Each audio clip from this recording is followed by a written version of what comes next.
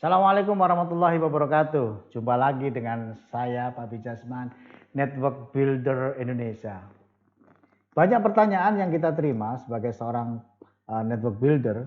Mereka pada tanya apakah pekerjaan utama sebagai seorang networker, pebisnis jaringan yang dinaungi oleh organisasi resmi yaitu APLI, Asosiasi Penjualan Langsung Indonesia, di mana APLI ini adalah perpanjangan tangan dari WFDSA, World Federation Direct Selling Association, yang berpusat di Amerika.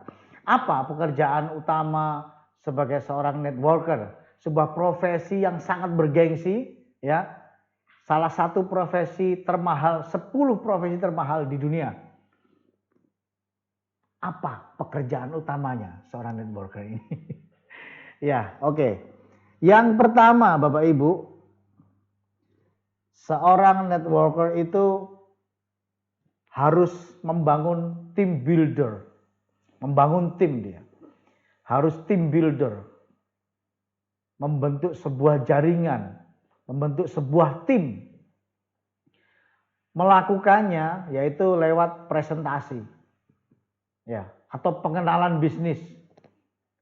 Preview bisnis melalui seminar-seminar yang dulu seringkali kita adakan secara offline, ya. Ada BOP lah, ada macam-macam ya istilahnya ya. Ada BOP, ada SPT, kalau di TrainingNet itu SPT, sosialisasi pebisnis TrainingNet gitu ya. Itu harus dilakukan setiap saat, baik secara grup maupun secara individu. Jadi kalau secara grup paling tidak seminggu sekali diadakan presentasi di rumah makan atau di hotel begitu. Ya, kita undang calon mitra dari seluruh masyarakat yang ada di sekitar wilayah kota kita atau di sekitarnya, gitu ya. Kita presentasi, ya, bentuk tim builder di sana. Ada presenternya, ada MC-nya, ada playernya. Player itu yang menyiapkan acara, jadi kayak slide-nya, proyektornya, komputernya, jaringan dan sebagainya. Ada penerima tamu, ada yang jaga souvenir dan lain sebagainya, begitu ya. Nah, itu diadakan setiap minggu, seminggu sekali maksud saya, ya, seminggu sekali. Bisa di weekend ataupun di weekday, ya, di hari biasa pun bisa, malam hari begitu. Kita adakan sosialisasi secara grup yang besar, ya. Artinya bisa kapasitas 50, 100, 200 bahkan bisa 500 orang, gitu ya. Dulu di Surabaya paling enggak untuk mingguan itu bisa kita 300-an orang gitu. 200 sampai 300 orang. Nah, selain ada presentasi grup seperti itu, presentasi besar seperti itu, ada presentasi home sharing. Ini dari rumah ke rumah, mungkin pesertanya hanya sekitar 5 atau 10 orang saja. Hanya teman-teman dan tetangga dekat saja. Ya, dan ada presentasi one on one. Hanya dari orang per orang, ketemu 1-2 orang saja, membentuk tim-tim kecil seperti itu. Kita bisa adakan di rumah kita ngundang orang, atau kita datang ke tempatnya orang, ke teman kita, bikin janji dulu, atau ketemu di kafe, di rumah makan, bahkan di warkop, gitu ya, di warung kopi. Running aja, jalan aja, nggak masalah, gitu kan? Nah, itu adalah untuk membentuk tim builder, ya, membentuk tim jaringan networking, gitu ya. Nah, kemudian ketika kita menjelaskan tentang penawaran bisnis yang luar biasa ini, akan ada 2 kemungkinan yang akan terjadi. Yang pertama, dia akan mengambil keputusan, yes, saya bergabung dengan bisnis kita, bisnis Anda maksud saya, ya. Dia bergabung dengan bisnis Anda, bergabung dengan bisnis kita, atau yang kedua, dia menolak. Kalau dia menolak, maka Anda bisa tawarkan produknya. Maka di sini terjadi yang namanya selling, ya. Nah, terjadi yang namanya selling, produk selling, kita jualan.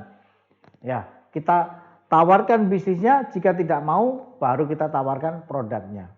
Kita sampaikan, oke, kalau kamu nggak tertarik bisnisnya, insya Allah kamu butuh produk ini untuk menjaga kesehatan kamu, untuk menjaga kesehatan keluargamu, ya, dan lain sebagainya dengan bahasa marketing tentang produk, ya, terjadilah selling di sana. Dan kalau dia tetap tidak mau, maka minta referensi orang yang bisa diajak kerjasama atau referensi orang yang bisa kita tawarin produknya. Bagaimana kalau ada yang mengatakan bahwa bisnis networking itu nggak harus jualan?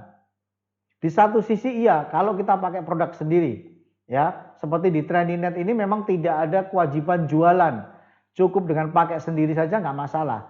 Tetapi namanya bisnis harus terjadi transaksi, ya. Jadi Anda juga berpikirnya bukan hanya menjaga kesehatan pribadi, tapi bagaimana orang yang kita kenal, orang di sekitar kita, keluarga kita, teman kita, sahabat kita juga merasakan kehebatan khasiat dari produk yang kita miliki yang luar biasa ini.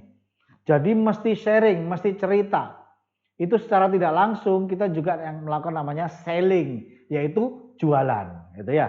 Jadi mesti kita tawarkan. Kalau sampai ada yang mengatakan bahwa di networking tidak ada jualan sama sekali, ini bullshit, ini omong kosong dan sangat membahayakan. Kalau tidak ada transaksi jualan produk, tidak ada penjualan produk sama sekali, maka bisnis ini hanya sebuah tren, ya, hanya tren saja yang pada suatu saat dia akan mati.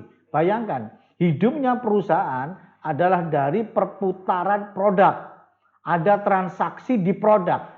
Kalau produk itu nggak jalan, ya, tidak ada transaksi, artinya perusahaan no omset. Kalau nggak ada omset, maka tinggal tunggu ajal, ya, tinggal tunggu ajal, pasti suatu saat akan mati. So Bapak Ibu, saya ulangi lagi, pekerjaan utama seorang networking yang pertama adalah team builder, membangun tim, ya, membangun tim orang-orang yang punya visi dan misi yang sama dengan kita, bergerak yang sama, insya Allah akan sukses bersama-sama. Dan yang kedua adalah product selling, menjual atau menawarkan atau mengenalkan produk ini pada orang-orang di sekitar Anda. Jika dua hal utama, pekerjaan utama ini Anda lakukan,